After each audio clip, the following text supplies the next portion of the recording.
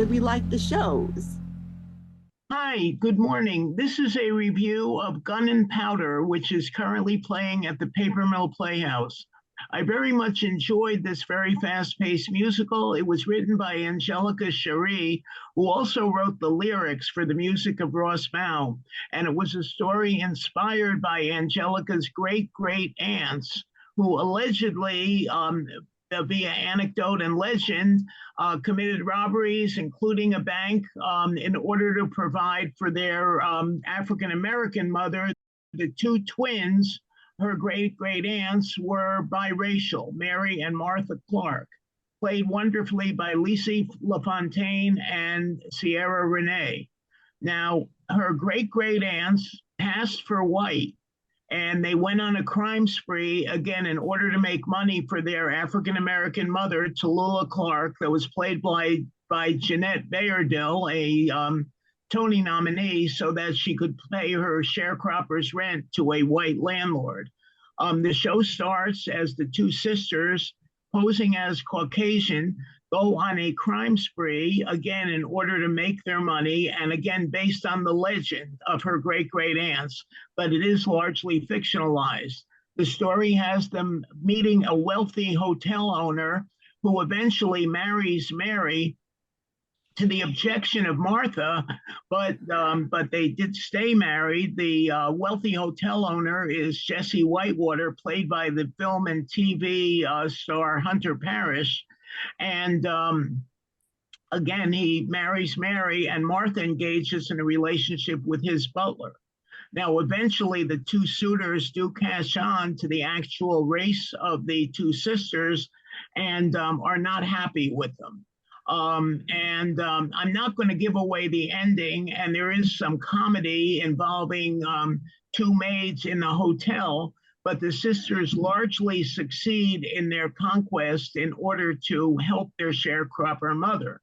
The show addresses the main issue of racial inequality, again, changing when the sisters pose as white, even though they are allegedly or Black or biracial. And I think the show was well written. The music was great. And it does provide an opportunity for the three lead actresses who are biracial or Black for great roles. And I give it a happy face. Here we are with Edward Einhorn, who has written a Passover play for La Mama, and I cannot pronounce it. How do you pronounce this? Exagoge. And what does it mean? It's the ancient Greek for Exodus. Oh, cool. Although the Greeks weren't very nice to the Jews, but it did give us a nice holiday of Hanukkah. So tell us about this Greek version of Exodus. So the original was written in the 2nd century BCE by Ezekiel the tragedian, who was a Jewish dramatist who wrote in Greek, but lived in Alexandria, actually. And so he was decided to make a drama about Exodus in the same way that the Greeks were doing their own stories, and to tell a Jewish story to the people of Alexandria. So for his version, he actually incorporated some pagan imagery. So one of the figures in it is a phoenix, which was the symbol of Alexandria, and the phoenix comes in as a sort of deus ex machina towards the end and helps lead the Moses and the people, the Hebrews, to water. But the intent was to sort of merge pagan and Jewish cultures, because actually in Alexandria they were a little bit integrated. So this was eventually lost or destroyed. A lot of people think the Jewish elders at the time destroyed it because it was paganism and all theater was considered idolatry anyway. And so it exists in fragments. And I found the fragments in a book, and I thought about 10, 15 years ago, I thought it would be a great subject. How do I fill in the fragments? And then I had this idea that I'm going to turn the fragments into opera. and then put it into a framework of a Passover Seder, because the Passover Seder tells the story of Exodus itself, and so that sort of finishes the story in a way. And then at the Passover Seder, there's a whole different drama involving the composer, creator, who is not me or the composer, Avner Finberg, but some fictional composer, bringing back his girlfriend to Passover, who is from a Muslim background, an agnostic, and it deals with his attempts to merge cultures, which also don't necessarily go that well at the Seder table. It's actually perfect because part of the Seder table, which we always have so much fun doing in our household, is elaborating on a story. So we Yeah. come up with the most craziest version of it. It's almost like a Purim spiel, but it's like a Passover spiel. Yes, well, I mean, I think a lot of Jewish tradition is about writing, midrash, which are stories based on the like biblical stories, and so this is sort of an early midrash, and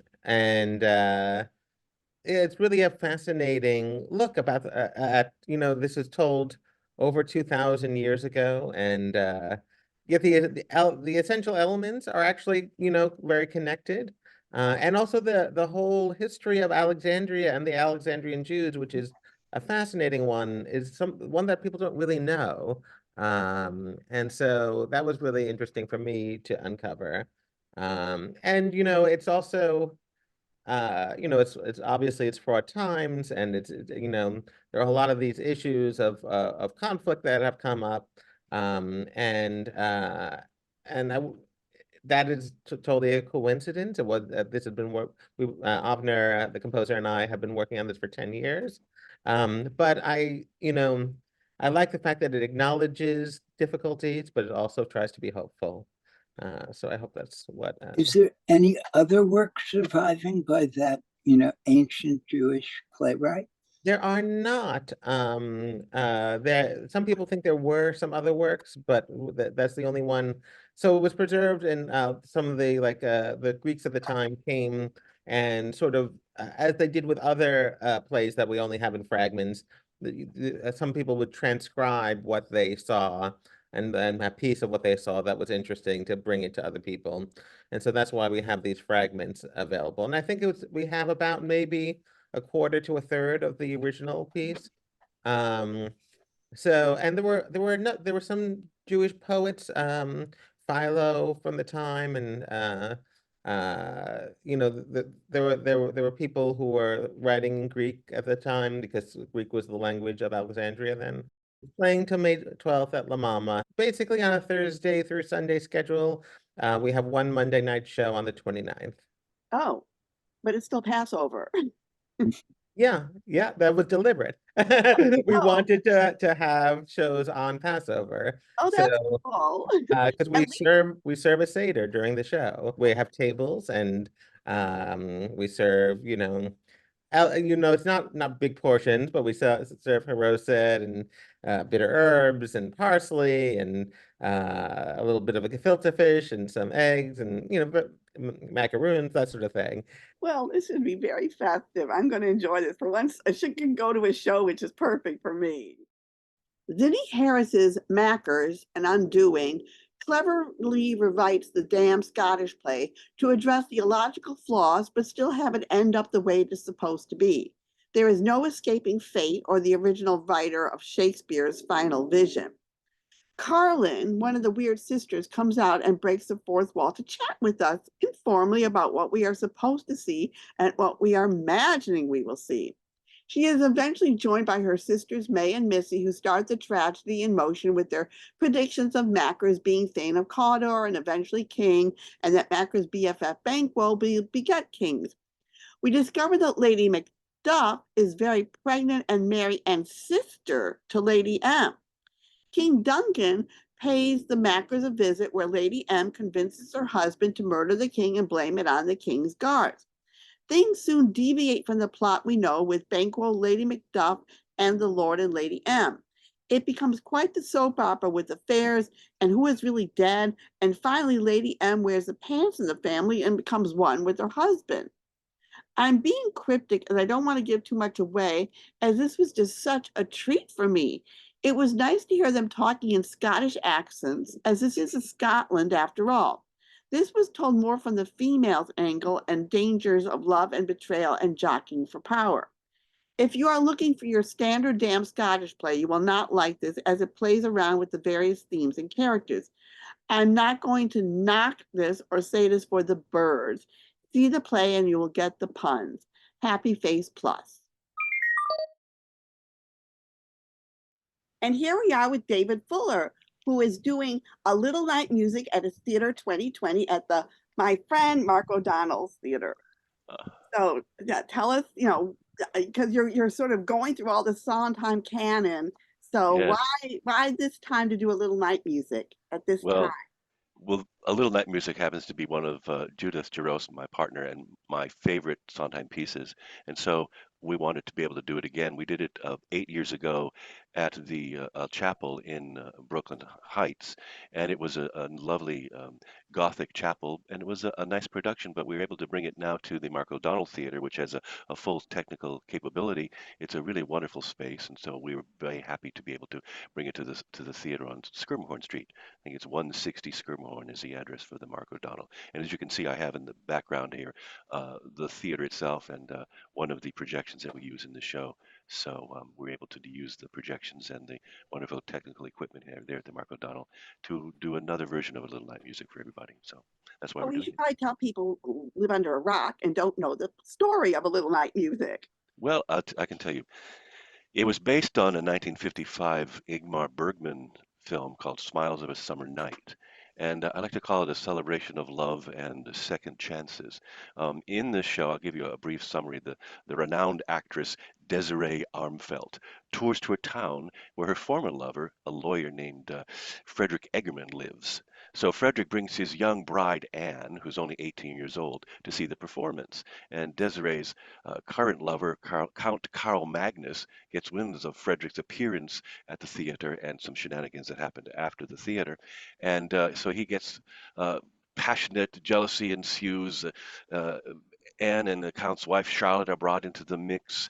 Meantime, Frederick's son Henrik is torn between the love he has for a maid and actually his real love, which is for his stepmother Anne. And it all gets very lovingly confusing. Everyone joins Desiree and her mother, Madame Armfeldt, in Act Two to have a weekend in the country.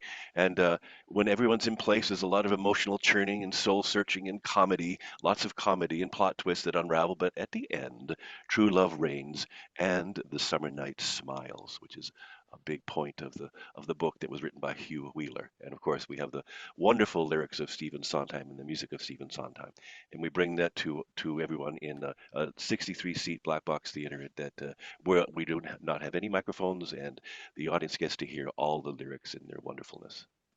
It's the follies of love. Yes, absolutely. Yeah. And of course, it has some wonderful music and some of his greatest lyrics. And one of his most famous songs, Send in the Clowns, is also in the show in Act Two. I think that's the only hit he had. I think Judy Collins made a hit out of it, Frank Sinatra. It was covered by many people. Absolutely. Barbara Um, Streisand, thank you. there's some information on the internet about how he um, made that particular song, which I won't go into here. But it's interesting, though. He put it in on the road when they were fixing the show, and they needed a song for the second act for Desiree to sing, and he came up with "Send in the Clowns." Isn't that when they usually come up with the best numbers on the road when they're trying to fix it? Like they did for another Sondheim show, Forum, Comedy Tonight. Yes, Was fix that one and made everyone realize, oh, it's a comedy. I can enjoy myself. You have exactly. to set it all up. Yes, it takes a long time to get shows to Broadway, and going out on the road used to be one of the ways that they could do that. Now I think they do a lot of work in regional theaters and before they come to Broadway. Yeah, you want to get it just right. Absolutely, yeah. But we're really enjoying it. We are at the Mark O'Donnell, which is at 160 Skirmhorn Street in downtown Brooklyn, through May the 12th, Mother's Day. We run Thursday, Friday, and Saturday at 7 p.m. It's an early curtain, and then Sundays are our matinees at 3 p.m. So we certainly hope everybody can come and see it. I have a wonderful cast and a wonderful cast of people singing our songs. So Well, you always do get the best people for your shows. Bob, thank you for saying that. Appreciate it. Thank you. Yeah, it's always a treat. It's like, ooh, what Sondheim show is he going to do next? Oh, Yay! So definitely, we're going to definitely go off to Brooklyn to see a little night music. well, we're very happy to be doing more of the canon of Steve Sondheim. You know, he was a friend of our theater, and we really enjoyed working on his um, shows, and he was very supportive of our work. So he's gone, but he still But his lives work on with lives Theater on 2020. Yeah, yeah. at Theater 2020. Yep. Well, thank you very much. Something to look forward to. Appreciate everybody. Thank you so much for having us, and I do hope everybody can come down to 160 Schermerhorn. At the Signature Theater, you can see Sarah Ruhl's Orlando, which is based on the Virginia Woolf novel of 1928. It concerns a young man, Orlando, at 16, meeting Queen Elizabeth, soon being accepted into her court, and living through later centuries, starting with the 18th, where he wakes up as a woman. So it explores issues of gender and, love affairs. It's stars Taylor Mack, who seems to have been born for this role of being able to change gender and accept these differences while still having an underlying self that is kind of questioning what is the meaning of being this gender and not that.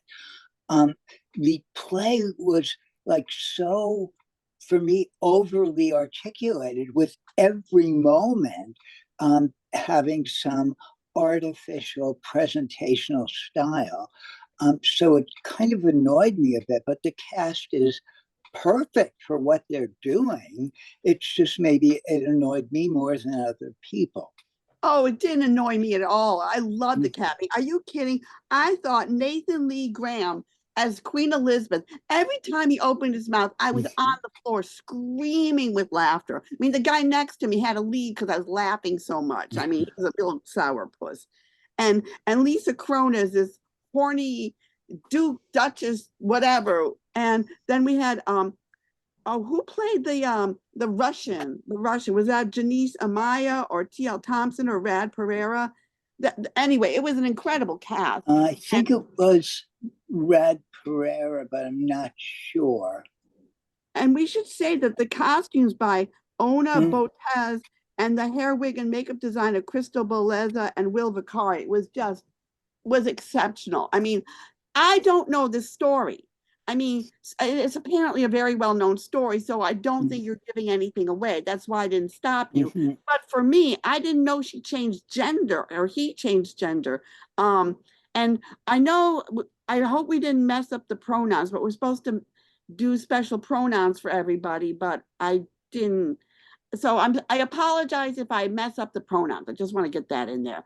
But this was just so entertaining. Sarah Ruhl is just such a wonderful writer. She can just take any subject matter and just give it heart and soul and comedy and everything. And oh my God, Taylor Mack was so in his element. I'm giving this a major happy face.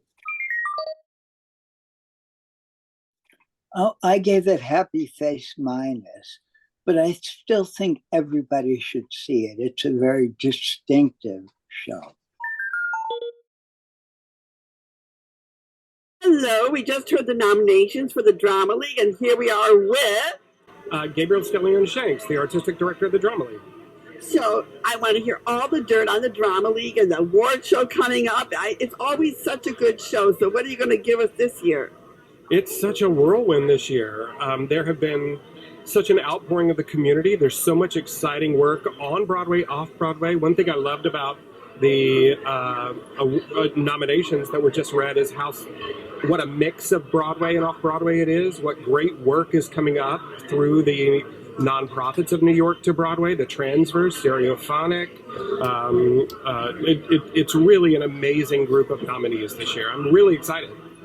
I know when I was going through all the plays, I thought I couldn't narrow it down. I liked them all this year. It was the best season I think we've ever had. It's certainly one of the strongest in a very long time, I think. It really feels like we're back after the pandemic. Like it's We are operating at maximum capacity in this field. There's so much good to see. I really hope people come and enjoy everything New York Theater has to offer right now. But now tell us about the wonderful things the Drama League does for everyone, especially directors. Well, the major thing we're doing is to raise money for the Drama League to support young artists. We run a program called the Directors Project. It's the largest program of its kind on planet Earth, helping these emerging artists in a very hard time find a way to have creative and healthy and fulfilling careers that then in turn help millions of people across the world through the work they make in film and television and theater and all kinds of art. So it's really important. They are the visionaries of the future, and we're trying to make sure they can stay in the arts. Now, somewhere, around a third of the shows each season on Broadway are directed by alumni of this program. They're working in every corner of the field. They have Emmy Awards and Golden Globes, and they are active. Chadwick Boseman was in our program, so they really are making an impact across the field. We're really excited to have so many alumni this season, like Sam Gold and Lila Neugebauer and Whitney White, and amazing directors who are invigorating Broadway and off-Broadway. It's a very fulfilling program to watch them when they were very early in their career grow to new heights. It's really exciting. So how do you become involved in the Drama League if you want to participate? Oh, it's easy. You go to dramaleague.org. You can become a member. You can come to the events. You can participate. There's lots of opportunities to sort of go behind the curtain, as it were, and get to see an insider's look at what is happening in the Broadway and off-Broadway communities. Anyone's welcome. It's an organization for everyone. So you just go to dramaleague.org. Well, thank you very much. I'm looking forward to May 17th at the Ziegfeld Ballroom. Yes, see you on May 17th. Majkin's Holmquist Stargazers is about letting go of one's grief, land, and idea of home. Rita is an angry woman ever since she tragically lost her daughter, Katie. She lives on a farm in Kansas that has been in her family for centuries. She won't let anyone farm it anymore. Her ex-husband, Al, tries, as does a neighborhood kid, Casey. Clementine works for a corporation that wants to build a utopian society where women can feel safe finally, and she is hoping to buy Rita's land. Rita tries to get some old friends of Katie, Jess and Araceli, to help her with an unusual favor. Apparently, a part of Rita's property was where the old high school kids would hang out and call themselves the Stargazers. Jess, Casey, and his boyfriend Avery gather together, and when Araceli comes to town from Los Angeles. Will Rita sell her land? What could the favor be? Is that flashing overhead lamp really Katie communicating with everyone? This is a profound play with many layers to it. How men subtly keep women in their place. Being from Kansas, there is no place like home. No matter how hard you try to keep the memory of your child alive, the wound never heals. And the cast was just exceptional. It was wonderful. It's an ambitious work of grim humor, heartfelt horror. It's a play both warm and barbed with social and political insight, and it's set in an expansive agrarian landscape teeming with life and death. The land, based on playwright's own family's central Kansas farm, pulses with strange energy, electrified by ghosts, has borne witness to tragedy and transformation. Rita Oles, which is Kelly McAndrews, wants to be done with her family's Kansas farmland. Surprising everyone in her community, she is considering to offer from an East Coast developer promising to build a boutique feminist utopia in Middle America. I love the play. I gave it many, many happy faces. I gave it a major happy face. Hi, this is Sasha Clarke reviewing Still, which is playing at the Daryl Roth Theater. Still is a new play by Leah Romeo, and it opens in a hotel lounge wine bar where we find a couple of a certain age seated comfortably and sipping wine while discussing their lives. Soon we discover they are not on a blind date or simply people who sat down next to each other. Rather, they are old friends who are catching up after many, many years of not being in contact. Eventually, we learn that they are actually old sweethearts who fell out of touch. Yes, and it's a two-hander starring the incredible Jane Atkinson. I haven't seen her on stage in a while, so that was a treat. and Tim Daly, who just finished a run as the defrocked priest in A Night at the Iguana. So I thought this was really well done, because you had that whole tension of, being nostalgic and remembering the good about each other, but then all of a sudden the bad creeps in, and they've been keeping in touch with each other through social media and other ways. And also this was directed by Adrienne Campbell Holt, who is the founding artistic director of Colt Coeur Theater Company, which is one of my favorite theater companies. She's one of my favorite directors. And the set was really so good by Alexander Woodward. So, I mean, this was just a fascinating study of human nature and relationships. So I'm giving this a happy face. And I gave it a happy face. The first of the awards will be the Lucille Lortel Awards on May 5th. And on our YouTube, you can find Vanessa Williams and BB Newirth reading the Drama League nominations, and Lindsay Mendez, Daniel Radcliffe, and Jonathan Groff reading the Outer Critics Circle nominations. Now for our theater listings. Ildiko Nemeth's new stage theater in the Common Hours on until May 4th, tonight. At Irish Rep, you have Philadelphia Here I Come until May 5th. An evening with Jason Robert Brown's a Lyrics and Lyricists one night only event with Leslie Rodriguez Kreitzer and Michael Kilgore are going to be Thursday, May 9th at 7:30. And Coffeehouse Chronicle at La Mama is What a Drag. Chronicles of a Drag, Saturday, May 11th at 3 p.m., curated by Michael Gamley and Brian Belovich, moderated by Benjamin Gillespie, with Augusta Machado and Michael Lynch and others in it. Closing May 12th is J2 Spotlight's Lucky Stiff and their cabaret series featuring the music from Lucky Stiff's Lynn Ahrens and Stephen Flaherty. Back to the Future will be May 7th at 7:30. And Lucky Stiff, if you're a dog lover, you'll love that musical. At St. Anne's Warehouse until May 12th is Grenfell in the Words of Survivors. And Mark Ruffalo and Jessica Heck will be at BAM in Ironweed, an evening of art and humanity, May 17th at 7:30. Closing May 19th is Shimmer and Herringbone from Talking Band and Mabu Mines at 122cc, staff meals at Playwrights Horizon. And closing May 25th are Small Acts of Daring from Mason Holdings at Here Until, and Theater Breaking Through Barriers, I Ought to Be in Picture. And the next show we'll talk about Scarlet Bean, Sally and Tom, a bunch of Broadway stuff I might have just mentioned. And our next show will be on May 18th.